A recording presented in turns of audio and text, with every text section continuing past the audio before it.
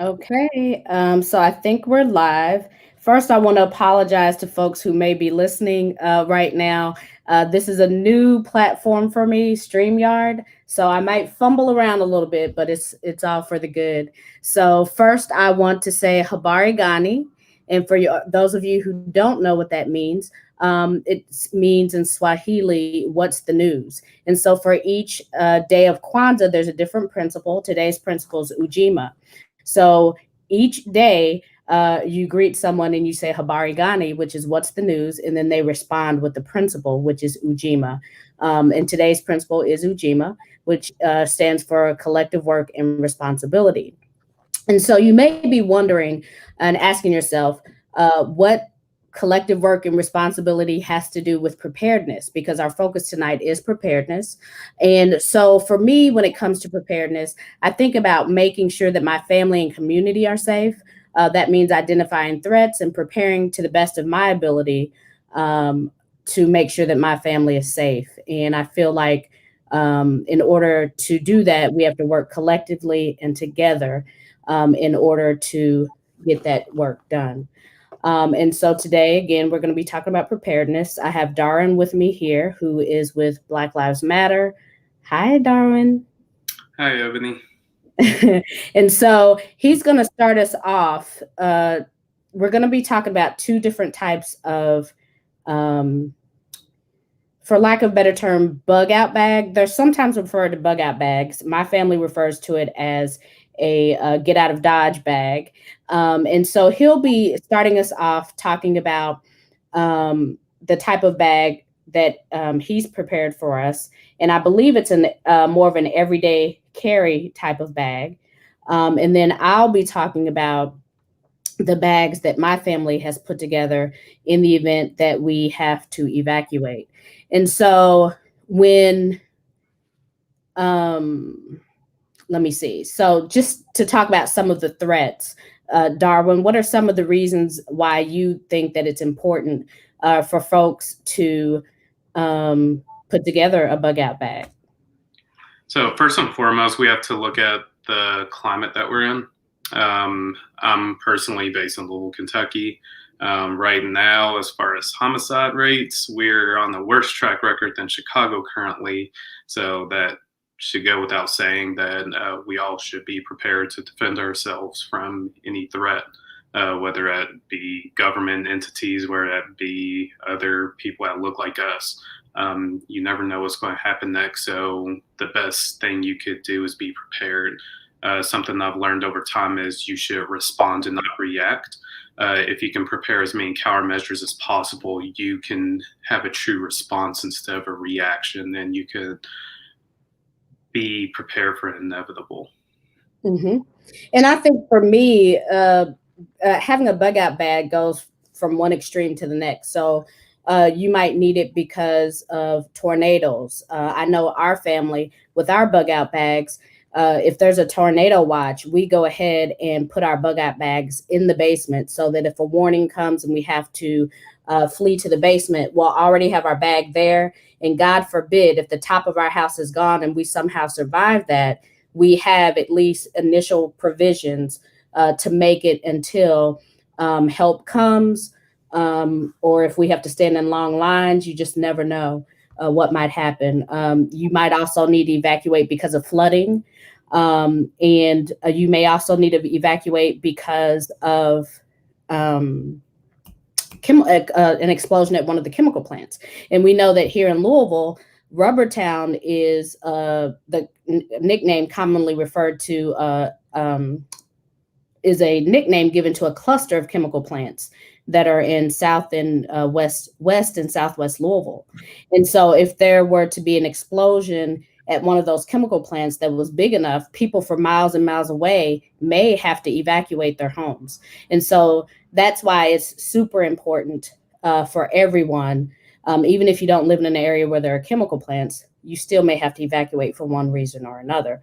So we'll go ahead and get started with Darwin's bag, and then we'll take some questions after that, and then we'll go from there. All right, guys, my name is Darwin, as you've heard. Today I prepared for you not only a presentation, but my personal bug out bag. Another name you can use is a go bag. The difference between my bag and what Ebony's going to present, as she's already said, is that mine's more of an everyday carry bag for urban environments, whereas hers is geared towards maybe like 72 hours survival for natural disasters and things of that nature. So I'm going to go through my presentation, then I'll show you my personal bag, and then I'll take any questions that anybody may have. So let me share my screen.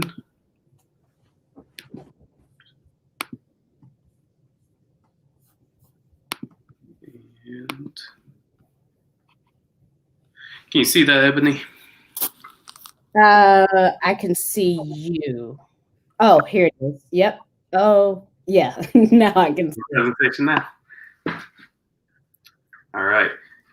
So this is basics of a go bag. So first off, I'll go through the theory. A go bag in most cases is an unassuming small to mid-sized bag to carry essentials for self-defense and survival in most environments in which you can sustain yourself for 72 hours. Smaller bags can be carried for everyday life with every essential and practical products every day. Today, we will go over basics of a minimalist bag. So contents, where are you going to carry inside this bag and why do you need it? So it's very difficult to create a packing list that will fill the needs of every end user in all environments. However, here are some suggestions. So for my ladies out there that may wear like form-fitting clothes, things of that nature, or carry a purse, this could be a great substitute in which you could carry your firearm in with loaded magazines. So most of us men, we wear looser clothes and things of that nature. I personally appendix carry my firearm. So it's really unassuming and you can't really see it. But I know a lot of women ask me for viable carry options, and I feel this is one example of it. So you can include your firearm with spare loaded magazines.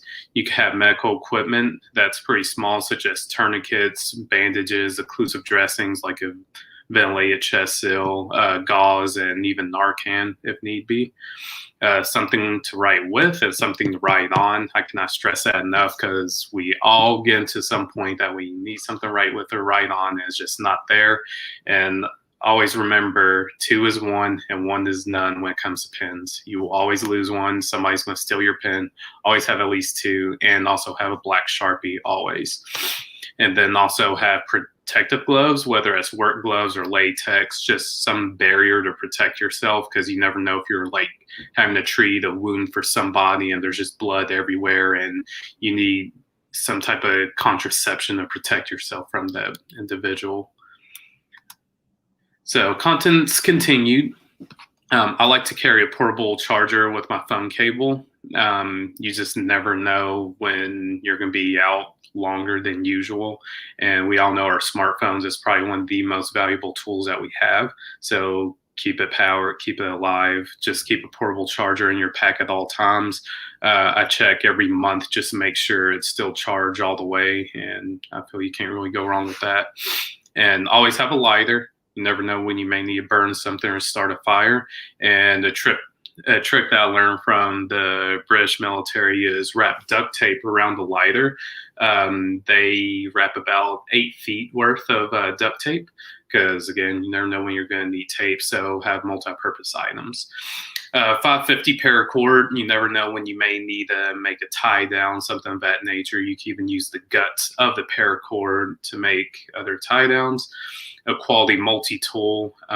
We've all seen like Gerber's and Leatherman's. If you don't have one, you're wrong. It can have your screwdrivers, pliers, knives, just all kinds of tools. Again, you never know. A pocket knife. I feel that goes without saying why you would need one. And then this is very important. You need a light source. So like a headlamp that you can strap to your head, flashlight or other forms of light, but do not depend on your smartphone's light. Reason being is that, one, almost every time you use your smartphone's light, it just doesn't have the throw you may need, or it's dying, or it's going to slip out of your hand and fall into wherever. I highly suggest using a headlamp. They're extremely inexpensive. You could get one for about $3 nowadays, and you have your hands completely free.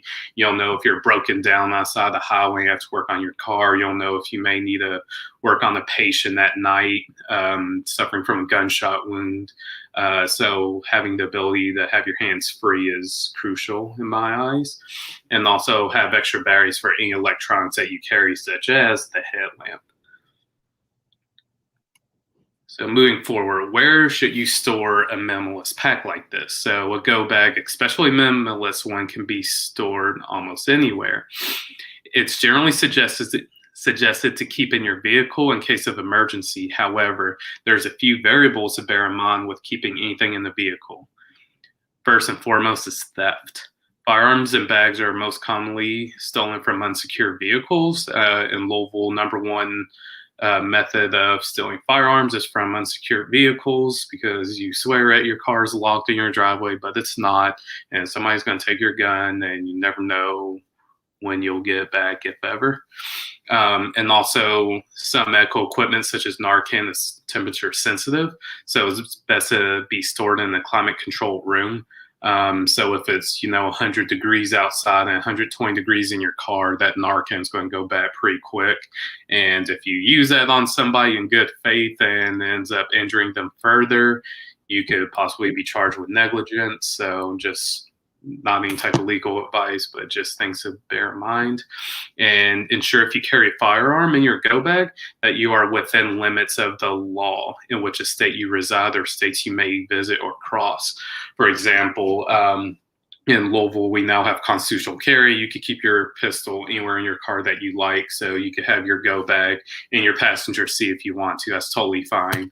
But if you drive through Illinois, where that's extremely illegal, you should check local laws with reciprocity of carrying a firearm and ensure that you're within the legal limit, so you don't get pulled over, you forget your firearms in your go bag, and then you get in trouble. Nobody wants that. Continuing on, where store continue is recommended areas to keep your go bag would be the following. In the vehicle that's primarily stored in an attached garage, such as mine, I have an automatic garage door, it's locked. I'm like 98% sure it's safe. So that's where I store mine.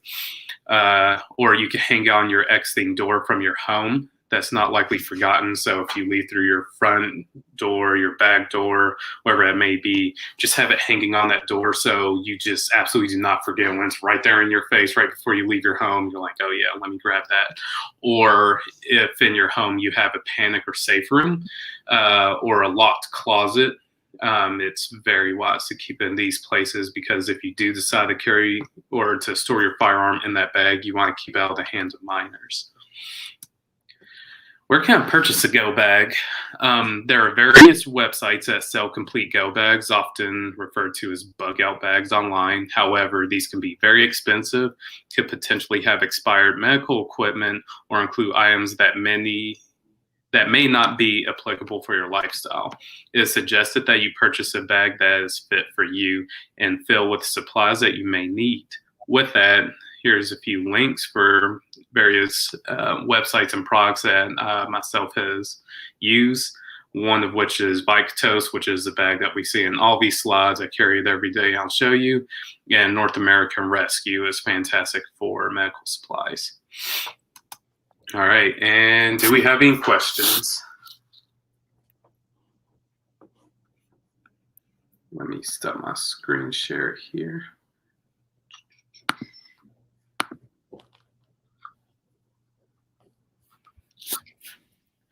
All right, does anyone have any questions?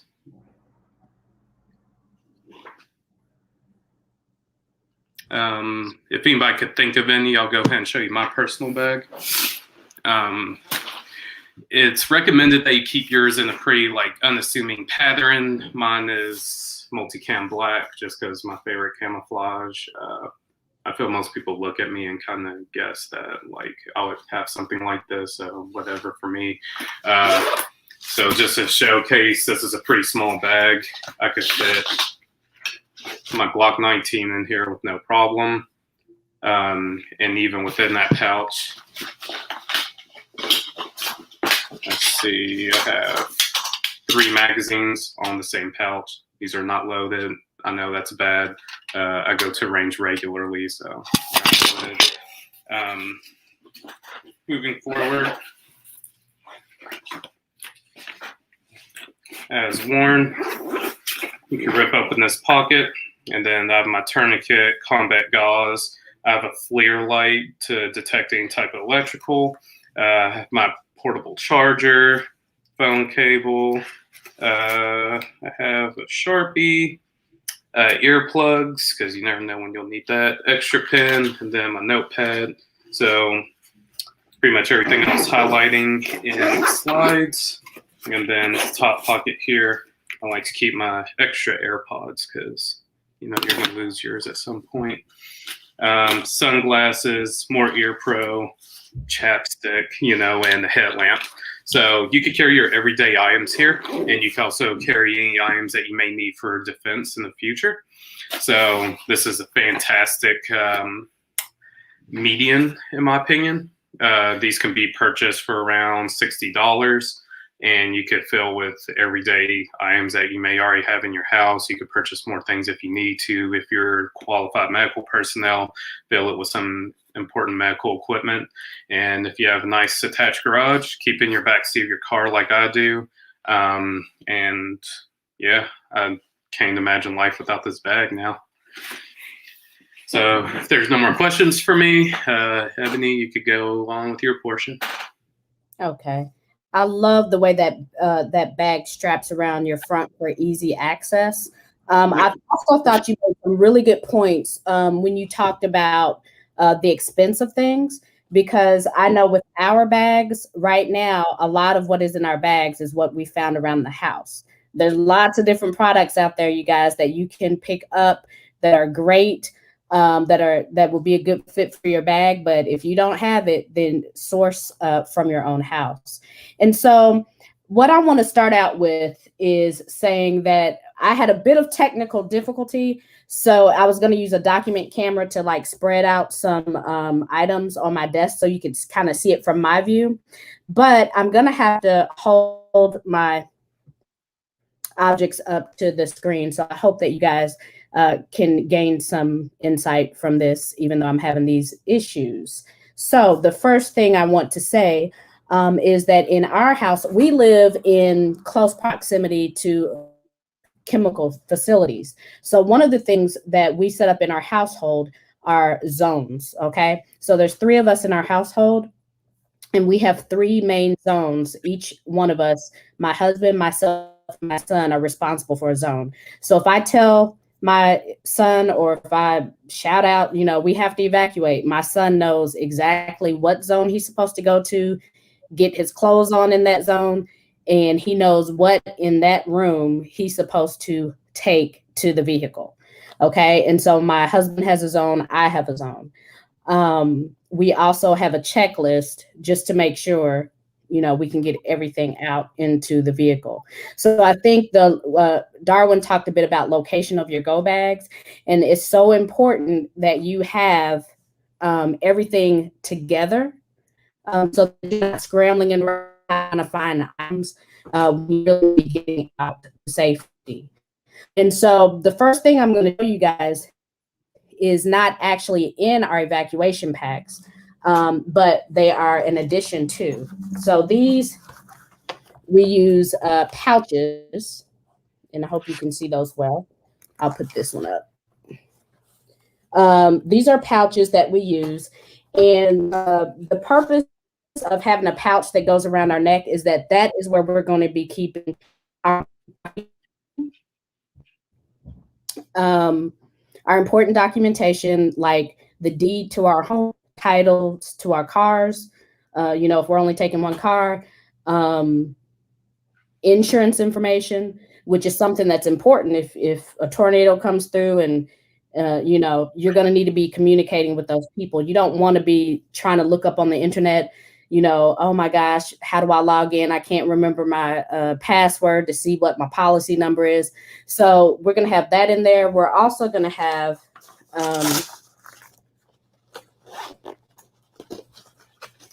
so what we're going to do is, we haven't done this yet, but I'm looking into using like these USB drives and figuring out how we can encrypt information on them, so that we'll have copies of all of our documents in an electronic form as well.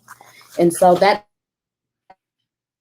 we don't leave them in our because say for instance, we're sitting somewhere on a seat and we have our bag beside us, somebody comes and steals it, or I don't know, it falls off of a cliff. Who knows what could happen, how you get separated from your bag. But if you get separated from your bag, you would still have the legal stuff that you need to prove that you own that home or that you own that car, etc. All right, so now let's get into some of the things that are in our bag. One of the things, let's see, I'm down here. Let's see what I got on my screen here. The first thing I'll talk to you about is communication.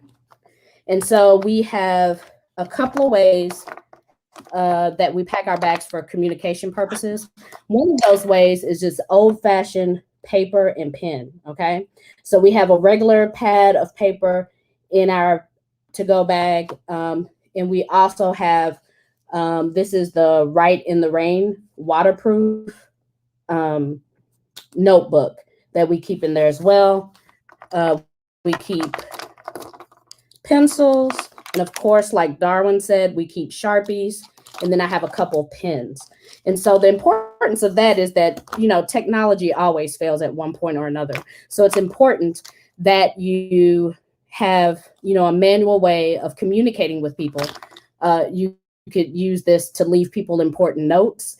You could use this in case, say, for instance, if I've never been in a true disaster, but say, for instance, you're at American Red Cross and they're giving you information on what you need to do next, you could jot that down in your paperwork.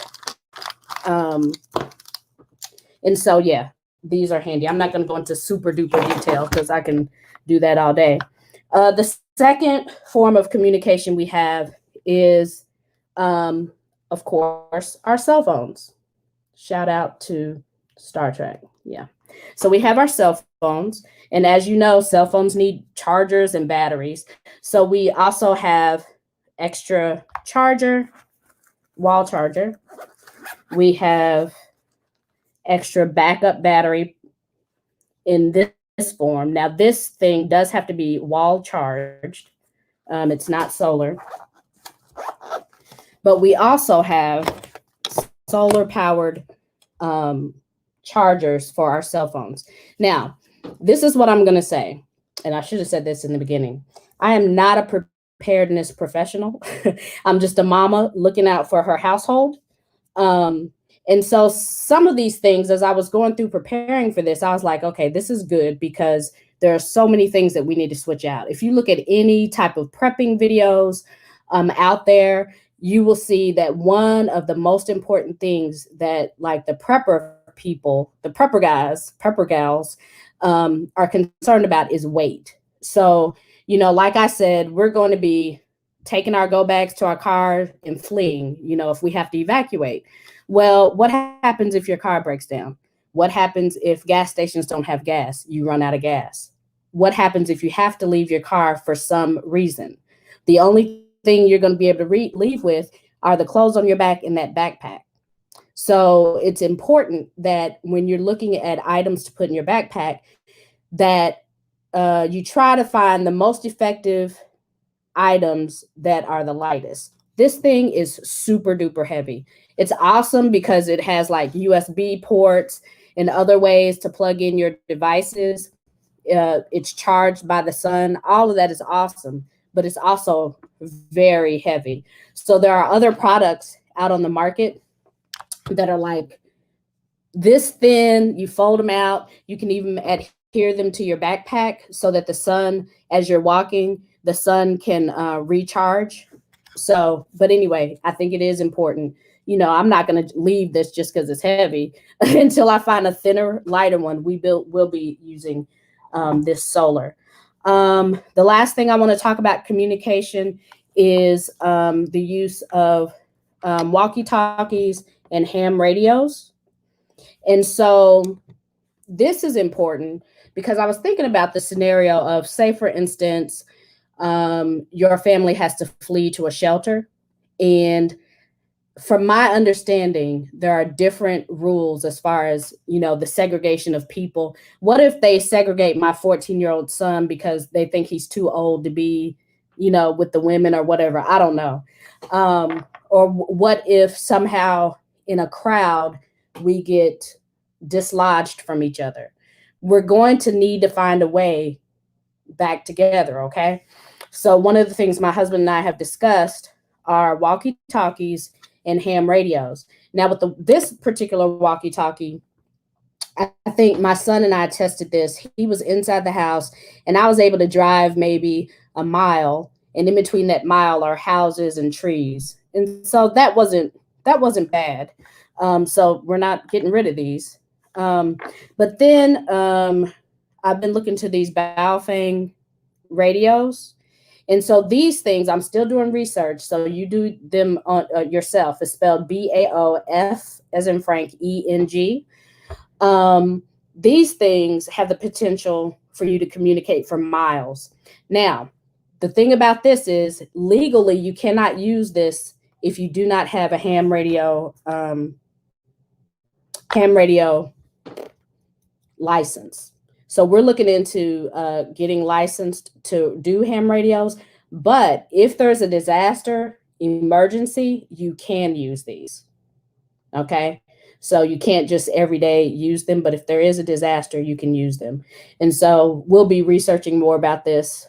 But we thought it was a good idea to have this as part of our communication kit. Because if my baby gets separated from me, that's not going to be good. But anyway, we won't talk about that. Okay. Let's see here. Now I'm going to talk a little bit about water, and you'll have to bear with me because I am in a very small space. So if you hear anything crash into the ground, don't be worried. I'm okay. I just got to rearrange some things. All right. So let's talk about water. So like I said, if something happens and we leave, part of what we're taking to the car is water. However, again, if you leave your vehicle and you have to abandon it, you can't carry a big old Kirkland thing of, case of water bottles with you, okay? You can carry some, but you can't. So you might have to source your water from places that may not be, 100, super duper clean. So some of the things we have in our pack include an empty water bottle. We have a filter, water bottle, a filter that filters water. So this filter can actually screw onto several different types of water bottles. So, we would fill this up and then you can drink from this portion. Okay. We also have, with this particular one, this is the Sawyer 1. Oh, God. Yeah. With this one, it came with its own bladder. So you just unscrew the top, you fill water into the bladder. And then again, the Sawyer 1 screws onto the top, and then you drink, and this part is the filter, and it filters out the water. And so you can go to their website to determine what sorts of things that it filters out. And there's also something called the Life Straw, which I'm actually going to get that as well. Seems a little simpler to use. Let's see. Also with water, you can also get the, escapes my mind because we don't have them yet, but the Purification Tablets where you can put them in your water as another measure of making sure that all the bacteria and viruses are killed. The only thing I've heard about that is you may want to take some like flavored powder because it leaves a nasty taste in the water. So you may want to do that. We also have camping stoves. And with these, you can actually, and this is a Stanley, you can actually heat these over an open fire. This particular set comes with 2 cups. Okay. So this is part of our water purification system. And it's also part of our, you know how they tell you sometimes you're on a boil water advisory. Well, if you're out there in the streets and you don't know, much about the source of the water that you're about to drink, you may want to boil the water, which is why we also have a fire kit in our backpacks. I like this because the cups nest into it. Of course, this is metal. So of course, you're going to have to also include something that will allow you to pick this up. Let me see. That might be it for water. We're going to go over next the fire kit, which is has multiple uses. One being purification of water, which is so important. In our fire kit, so I have our fire kits in Ziploc bags in our backpacks, and it includes, of course, matches, some of which are waterproof. These are just the regular old, and as far as sourcing things like this, I mean, there are places where you can get matches for free. You pick them up, honey, and put them in your bag, okay? We have items that allow us to start fires easier and quicker. And so my husband used to take my son down to the river, and they were like shelters, and they would practice trying to make a fire with the sticks. Well, listen, when you're in the middle of a disaster and you're not used to that kind of that kind of stuff, you're not going to have time to be rubbing any sticks together. So we made sure that we have some Vaseline and some cotton balls in our packs to help us light a fire. Also, this one I still have to check into, but this is lint from our dryer. Some people also use this as a way to light their fires, but I'm gonna look into this because I don't know if maybe there are some extra chemicals that might be burned off because of the lint. I don't know, but that could be a way. If you have nothing else, you don't have any cotton balls, take some of that. And then I found these in my husband's bag. I split them between the 3 of our bags, and basically they're coated with something that's flammable, and so you can just take a piece off, light it, put it in with your other twigs or whatever, and light fire in that way. And then the last part of my kit is an actual electronic way to start a fire. This is called the Railix. My husband gives me strange gifts, but I love them. They're all functional. I'm a functional type of gal. So basically, it looks like a lighter. And when you press the button, let's see, get it in the frame. You see that in the middle? So that right there gives you a source to start a fire with. And so one of the things you might notice in our pack is that we have multiple ways of doing all these different things. Not only do we have multiple ways of, starting a fire, multiple ways to communicate, but our backpacks are also redundant, meaning that we don't have like a designated person who has medical supply or a designated person who has the food stuff. Each one of us, in case either we get separated or in case somebody's bag falls down a hill or something and we can't retrieve it, we have everything we need is in one person's bag. It might not be as much, but we have everything we need in that bag. Okay, let's move on.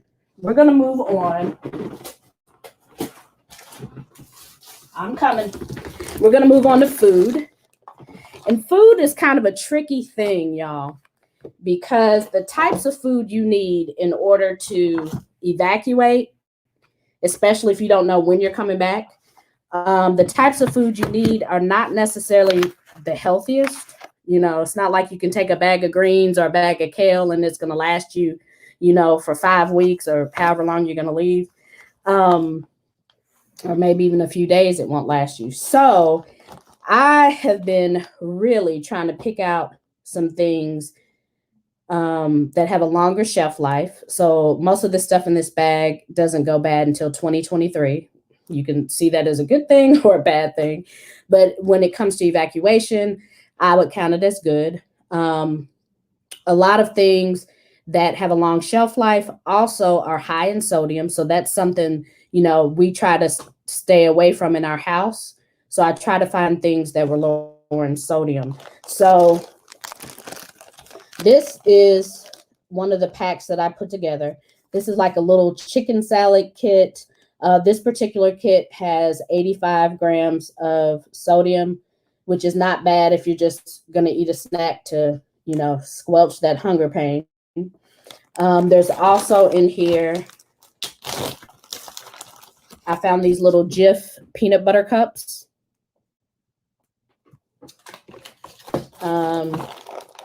Packs of raisins.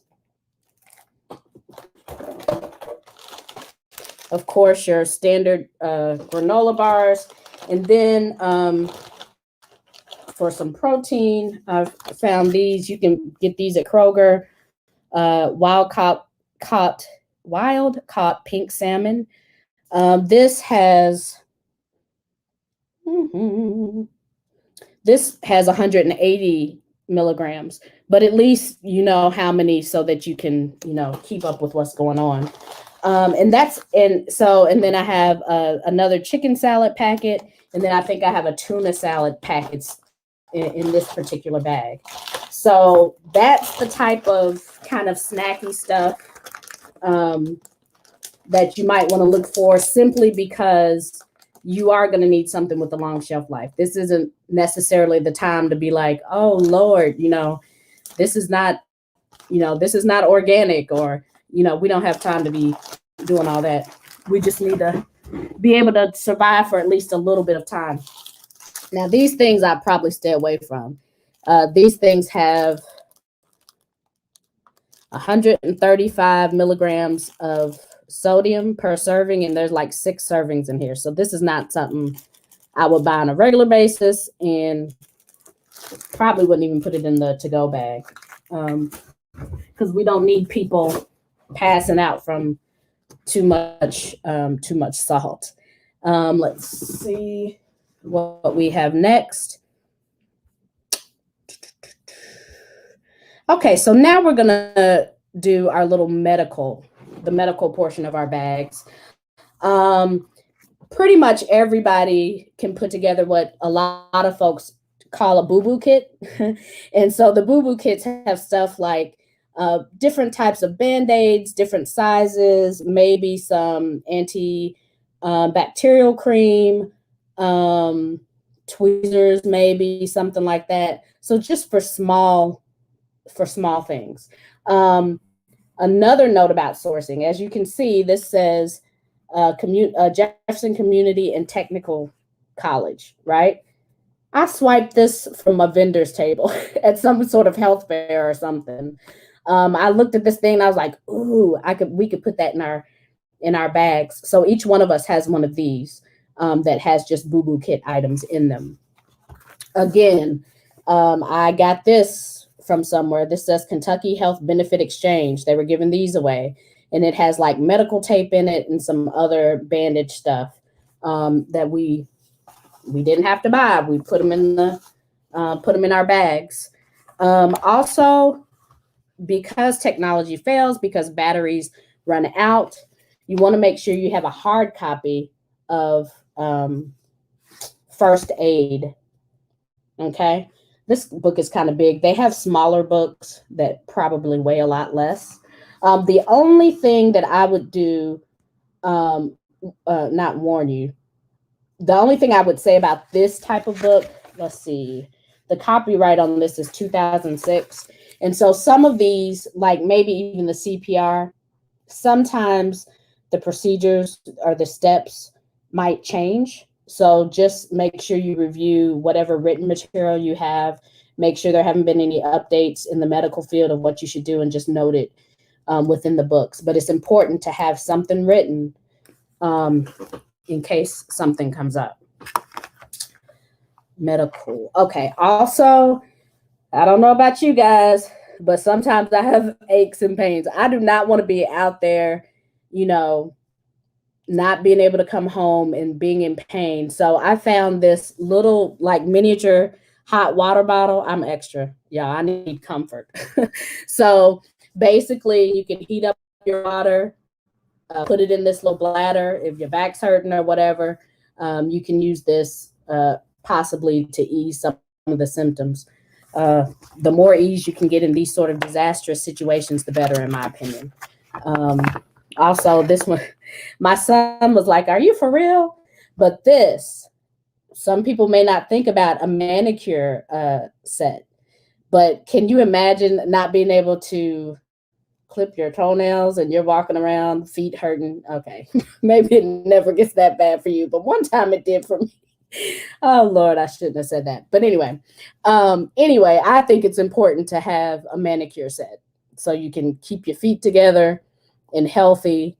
And so I think that's important. Another thing is, I stopped using ibuprofen years ago. I only use it periodically now. I switched to using a turmeric ginger tea that works really well with any kind of aches and pains I have.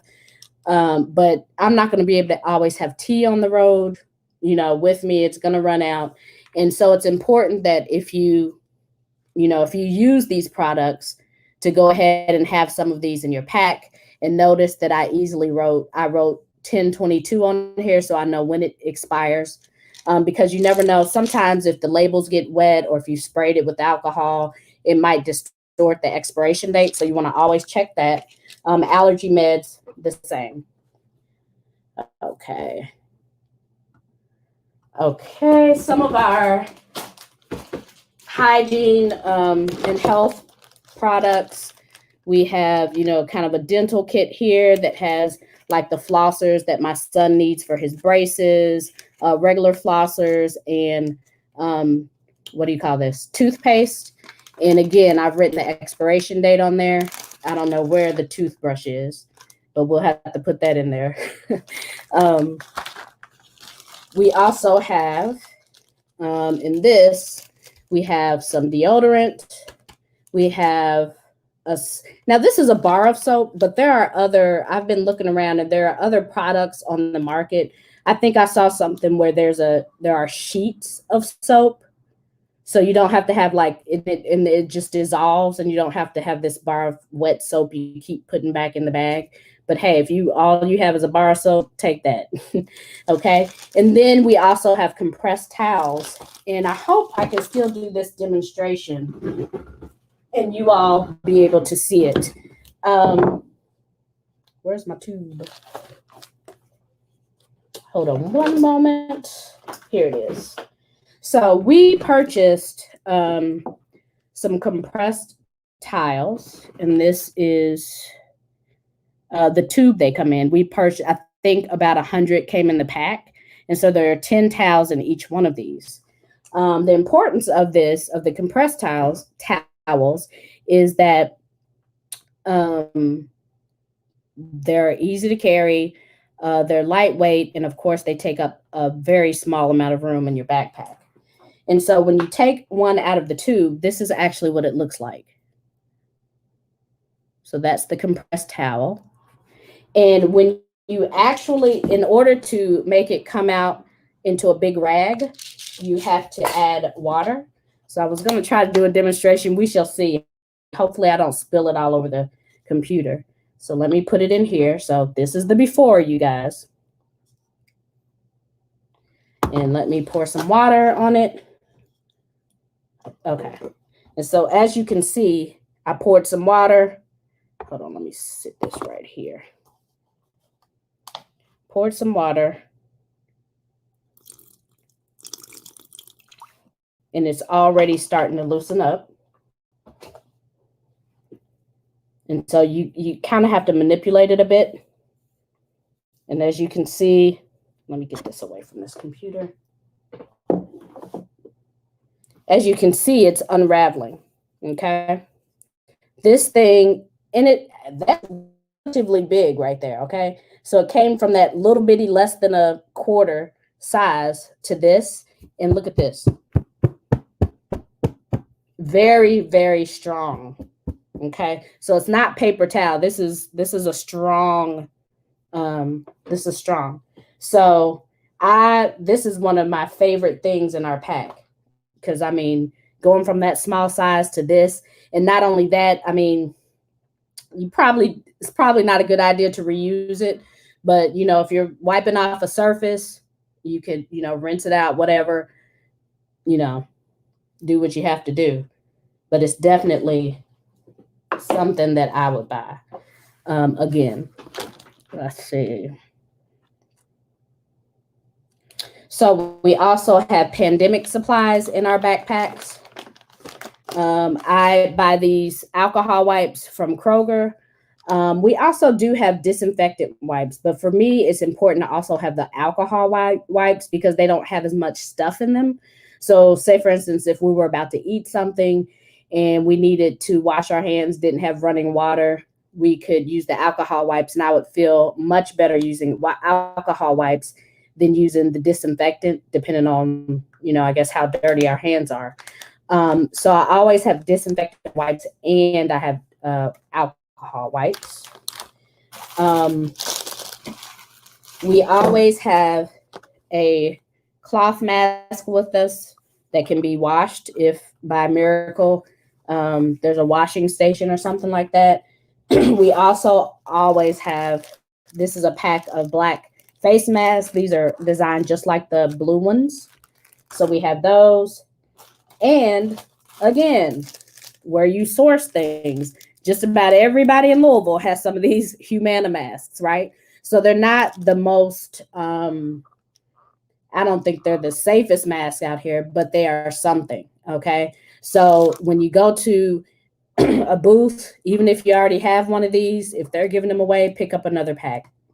They can also be used to layer on top or below another mask. So again, these were free. We have about 5 packs from different events. Let's see here.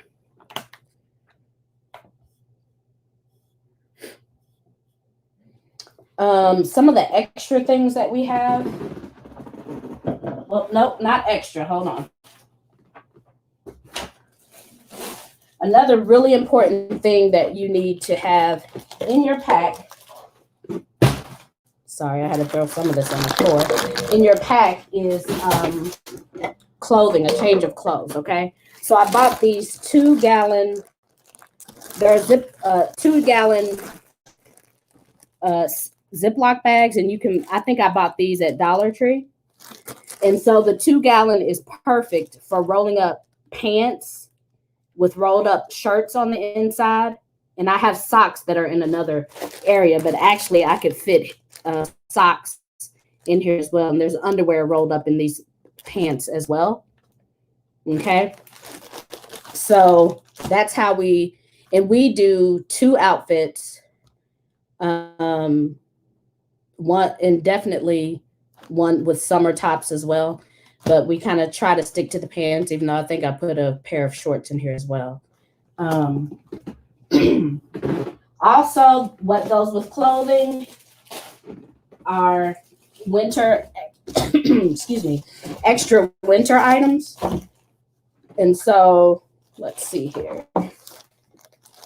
These are some kind of fancy looking gloves. They're fancy to me.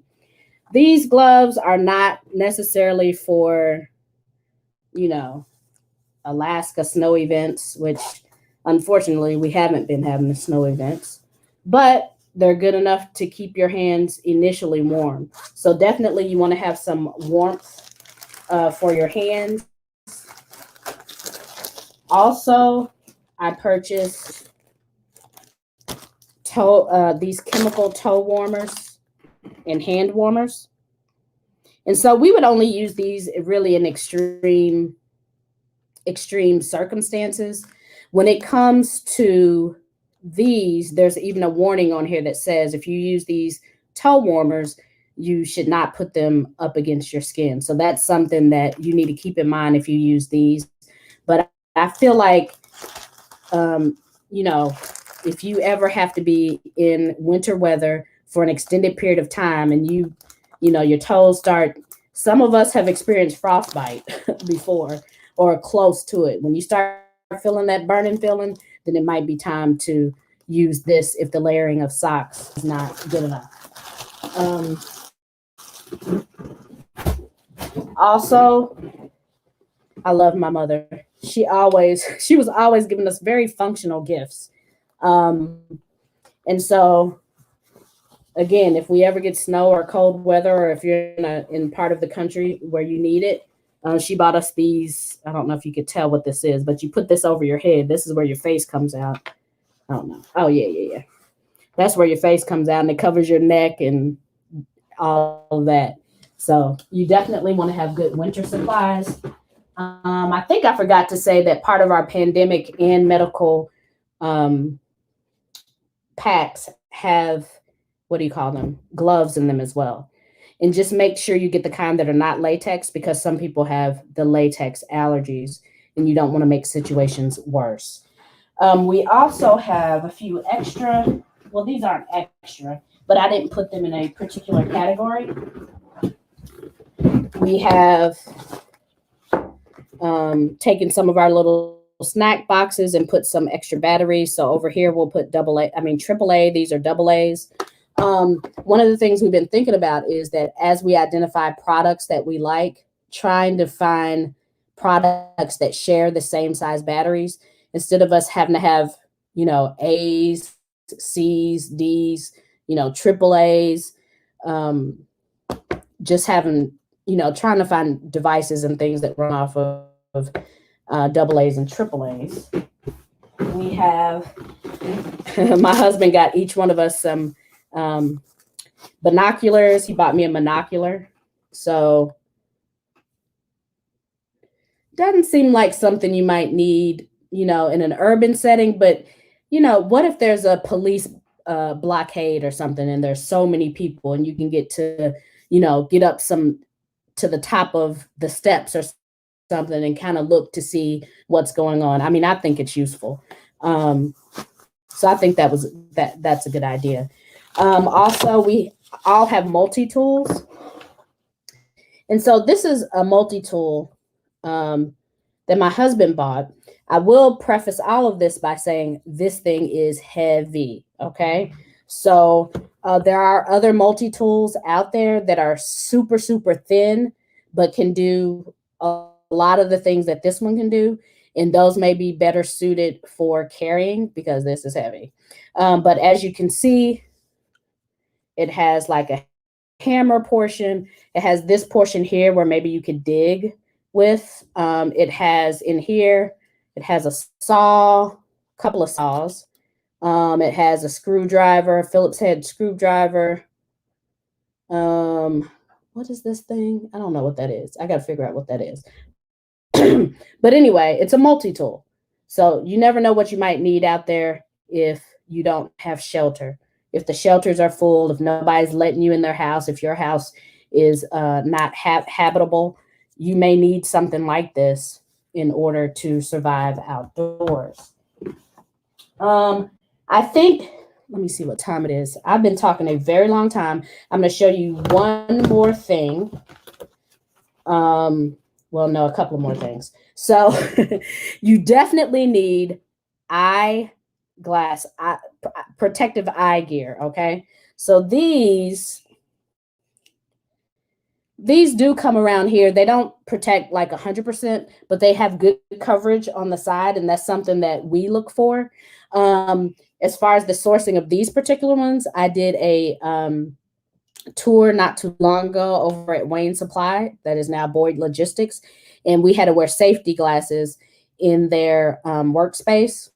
So do you think I was going to throw these away? Absolutely not. I already knew they were going in one of our evacuation bags. Let's see.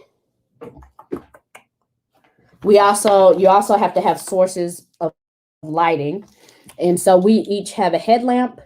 And one thing I didn't say about the walkie-talkie we have is that we always keep the batteries taped to the outside.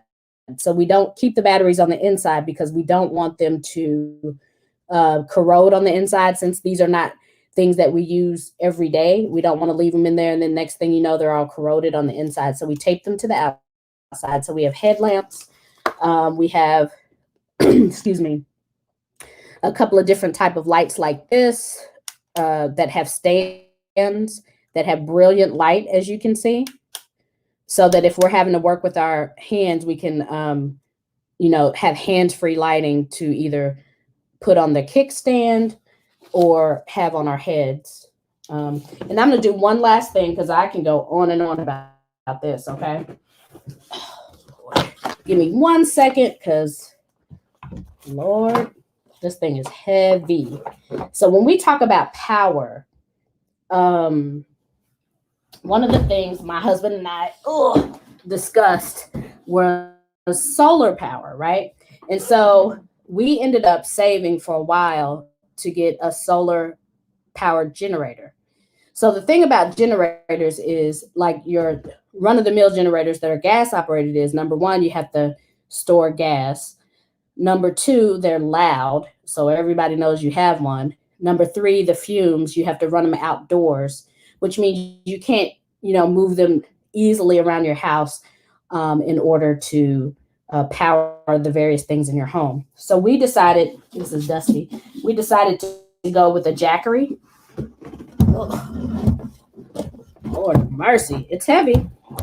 Hope you can see that.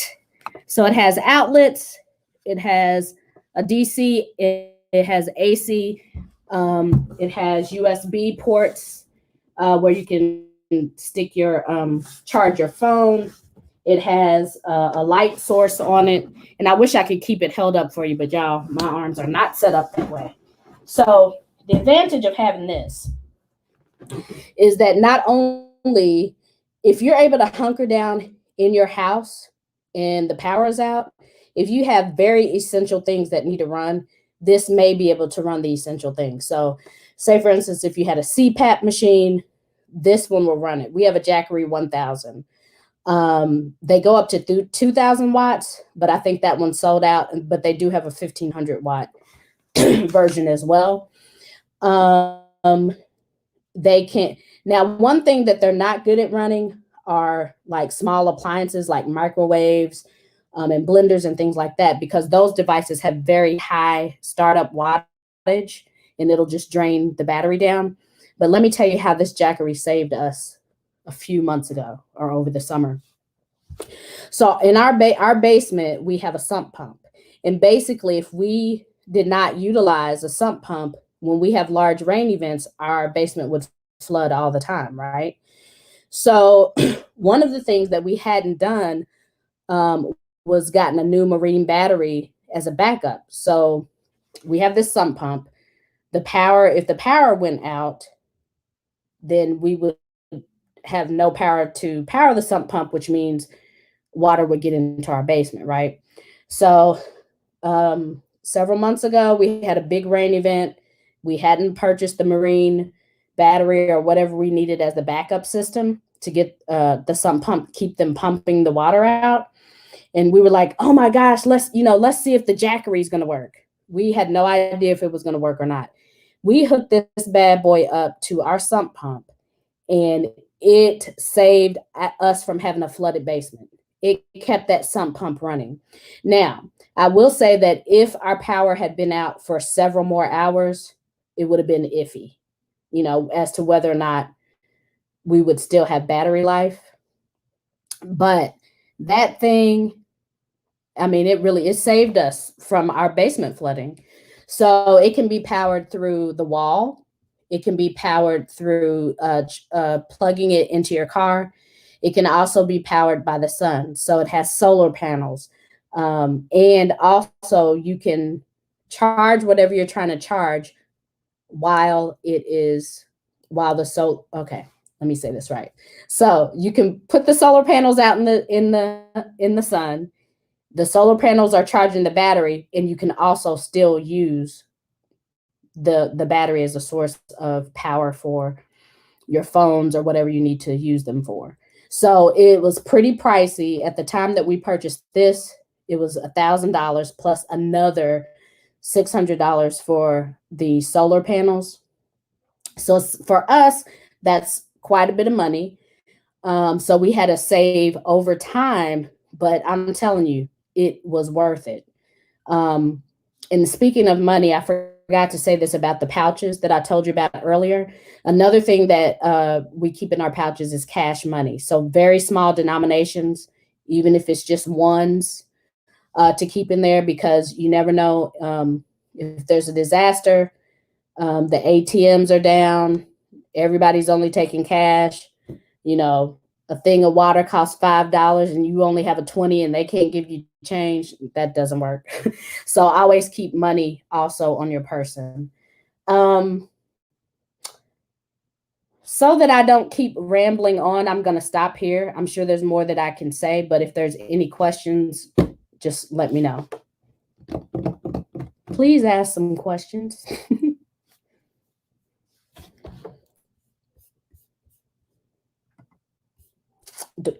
Do you recommend a backpack with water? So the question is, do I recommend a backpack with water in it? And one of our backpacks actually does have a slot where you can put a water bladder in it, and I don't think it's a bad idea. I think I think it might be heavy, but I mean, yeah, that actually is a good idea. We actually don't have any bladders for our backpacks, but we have like these really big water thermos type things that we'll be carrying with us. But yeah, I think as far as recommendations, it always depends on your preference, but I think it's a good thing to have. Yes, absolutely. The difference between the walkie-talkies and the radios, still researching that, but the biggest difference that I found out so far is the distance, and of how far away you can talk. Like with that ham radio, you can. I read that you can talk to people all over the world. You can talk for miles and miles away. With the walkie-talkie, like I said, it worked. The one that we had worked for about a mile from my house. But that was including, it went through walls and trees and houses. So I thought that was pretty decent. But I would say for money's sake, get you a good, research which walkie-talkies are the best, especially in the urban areas, because of course in the urban areas you have more things blocking signals. So that's what I would do, is start out with the walkies and determine which ones have the best range. And maybe even look up, what criteria are the best when you're trying to purchase walkie-talkies. The type of generator we have it's called the Jackery, Jackery. And I'll tell you, the reason I purchased the Jackery really is because I'm a sucker for marketing. But like I said, it helped us with our sump pump. It's proven itself.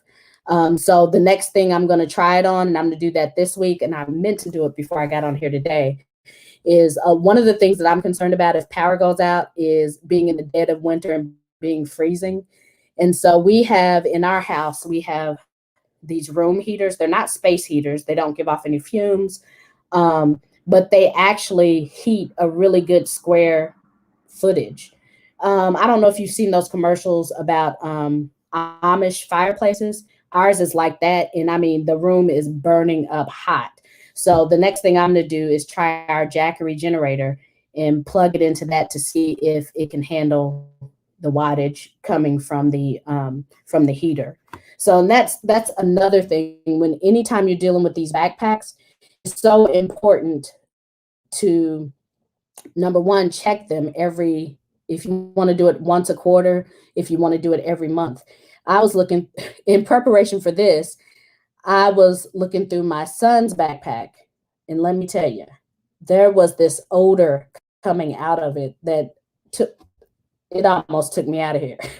And so as I was, looking through, I forgot that he'd gone to camp and left some daggone lunch in there, y'all. I mean, I'm actually going to have to put the backpack outside to air it out. So it's important for so many reasons to check, because like some of the things in your backpack, I keep our food that we're going to evacuate with separate. I keep that in a different zone, and don't pack it in the backpacks. So it's important to check. So next question, thoughts on dehydrated food and military eat. That I think that those are good options. I just haven't, like, they have these bars that are like, they give you like 2,000 and 3,000 calories just if you eat one bar. And so that's kind of on my list to research. A lot of preppers use those just because they take up so much less space than what I just showed you, and they weigh much less, and you get a lot more calories. So when I first learned about those, I was more concerned about what was in the bars, but I think they're a good option as far as making sure your backpack is light, making sure you get the calories that you need. I just look to see, what exactly is in there. Also, there's an option of you dehydrating your own food. They have dehydrators that you can purchase. I know our oven has a dehydrator component on it. And my husband dehydrated some turkey one time. It wasn't bad. So that's something that could be looked into as well. And I think also on the notepads that I was talking about, you could also keep a contacts list. So that's what we're working on as well. Let's see. Why do you have the emergency packs in different zones? Okay, so the reason we have different zones is that one of our zones is for defense, and that's something I didn't go over. And that some of our, let me say it this way, the more dangerous defense items that we have are locked and put in a place where my husband can access them. My husband and I can access them. So that's why it has a zone in a particular place, even though don't try us because we got other stuff, other places. But anyway, the easy zone that my son has is in my office, which is right here, right off the kitchen. He can just come in here. It's easy. This is where our backpacks are. This is where additional provisions are. So it's just easy stuff to carry out. And the reason we have that third zone is because I have to wear a CPAP machine at night. And for those of you who don't know, that is for people who have sleep apnea. I have to put a mask on, unfortunately, so that I don't stop breathing in the middle of the night. And so I can't leave my CPAP machine in any of the zone because I need it in my bedroom at night. So that's one of the zones, and that's why we have different zones. But we do cluster things into those 3 different zones. And we will be doing some, some drills too. When I told my husband and son that, they're like, oh, Lord, but it is what it is.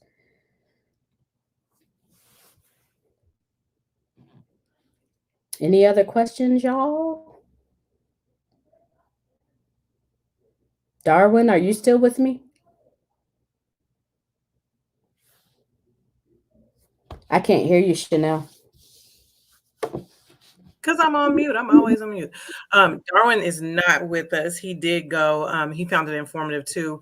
I'm getting ready to pop up the list of the items that you shared, and then you guys profile and how to reach folks, so that will always be there. You did absolutely awesome. Like, that was just so wonderful and entertaining. And so very much thank you. I will say, did you see the list that Byron was supposed to be putting the resources? Did you do that, yes. Byron? Okay, so post that also. And then it was something else. Mm. Oh, I hope I put the urban prepper on there. For you guys who look at YouTube videos, look up the urban prepper.